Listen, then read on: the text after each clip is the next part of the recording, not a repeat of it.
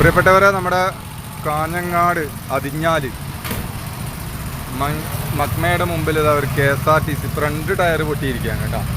Front tyre വളരെ ദയനീയമായ ടയറാണ് ഫ്രണ്ടിലിട്ടിരിക്കുന്നത്. കാരണം ഇതാണ് സർക്കാർ ബസ്സിൻ്റെയൊക്കെ ഒരു അവസ്ഥ. കാരണം യാത്രക്കാർ എന്ത് സുരക്ഷിതത്വത്തിലാണ് ഇതിൽ മുന്നോട്ട് ഇതിലൊക്കെ യാത്ര ചെയ്യുക. നേരെ മറിച്ച് ഇപ്പം മറ്റ് പ്രൈവറ്റ് ബസ്സൊക്കെ ആണെങ്കിൽ എത്ര ചെക്കിങ് ഉണ്ടാവുമായിരുന്നു, എത്ര പരിശോധന ഉണ്ടാവുമായിരുന്നു. ഇതൊന്നും ആരുമില്ല, പരിശോധിക്കാനില്ല, ഇതിന് ടെക്നിക്കൽ വിഭാഗമില്ല. ഫ്രണ്ട് ടയർ മൊട്ട ടയർ ഇട്ട് കൊടുത്തിരിക്കുകയാണ്.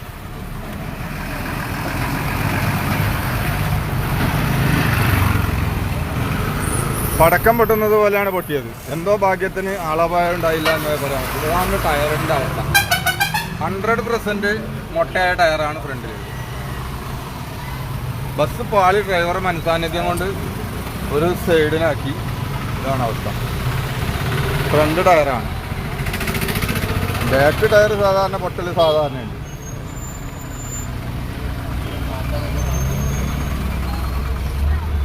ഇതാണ് ബസ് നമ്പർ KL15 9055. കാഞ്ഞങ്ങാടേക്ക് പോകുന്ന ബസ്സാണ്.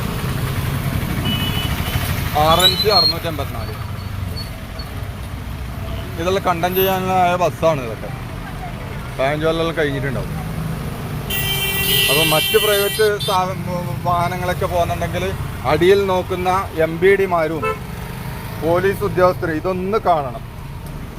അതിനു വേണ്ടിയിട്ടാണ് ഈ വീഡിയോ എടുക്കുന്നത്.